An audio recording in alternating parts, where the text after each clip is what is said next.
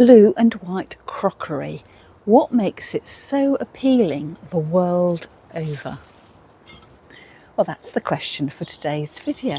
So if you love all things charity shop, days out at historic places, flower arranging, you're in the right place. So why don't you consider subscribing to my channel?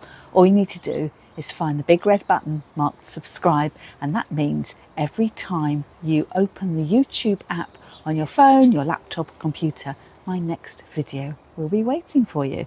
In today's video, I'll share some of the display cabinets at the Victoria and Albert Museum in London and how looking at the blue and white crockery has inspired me to do a little bit of crafting.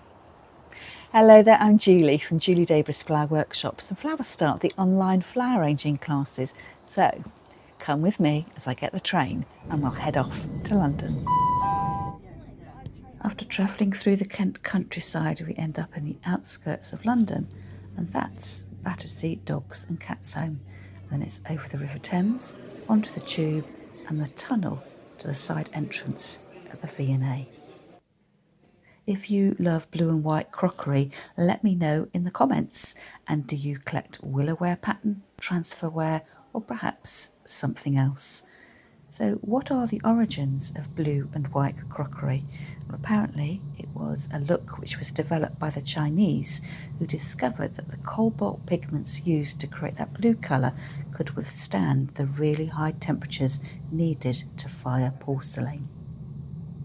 Let's go back to the top shelf of this cabinet and check out that huge meat platter. Doesn't the pattern look a little bit strange? And as the information label says, it was a trial for transferware printing. China mania, or the craze for blue and white ceramics, hit Britain in the 1850s and 60s.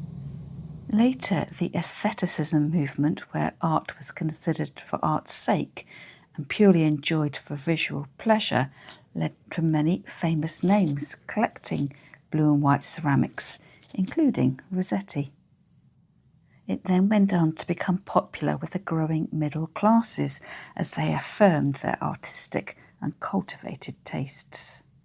It's said that part of its charm is its appealing colour combination, mirroring the blue skies, and of course brightening up gloomy Victorian interiors.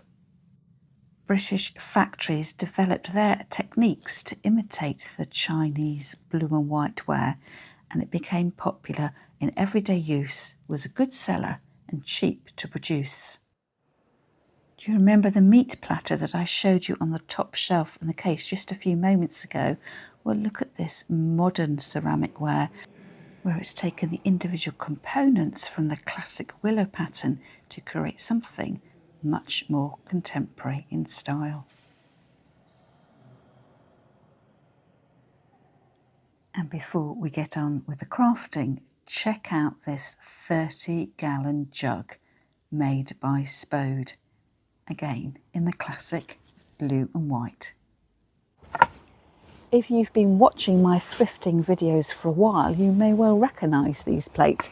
I've started my crafting by adding a coat of white acrylic paint. My plan is to give these a chinoiserie makeover in blue and white using a dress that I picked up from the charity shop for £2. And does this give you chinoiserie vibes? It certainly does me. So this cost me £2. I could possibly have worn it. It's a size too small, but I thought that would be a great flexible fabric to decoupage over those curves of my charger plates. And do you remember this little tray I bought from a car boot fair, the one with the little legs? And the plan was to enjoy a moment of afternoon tea in the garden.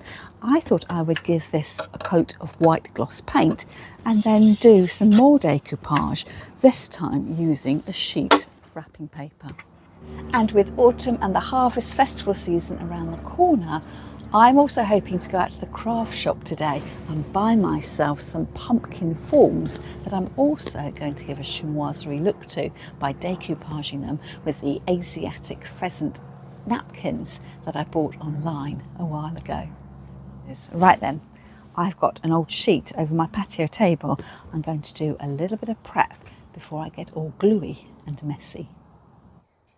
I'm going to be doing a little bit of this and then a little bit of that with this project because I've got lots of paint and glue which needs to dry. So I'm starting off by spray painting my tray. While that dries, I'm going to add some PVA glue to my charger plate. I'm just squirting it straight out onto the plate and then smoothing it around. And when I've got a good coverage, I'm going to lay over the fabric on the top and then add another layer of glue to make sure it is firmly stuck. For my third decoupage project, I'm going to be using napkins. So I've separated this out so it's just a single layer of the napkin, and then I am splitting it down into smaller and smaller pieces so that I can decoupage each individual segment of the pumpkin in one go, but not trying to do more than one segment at a time.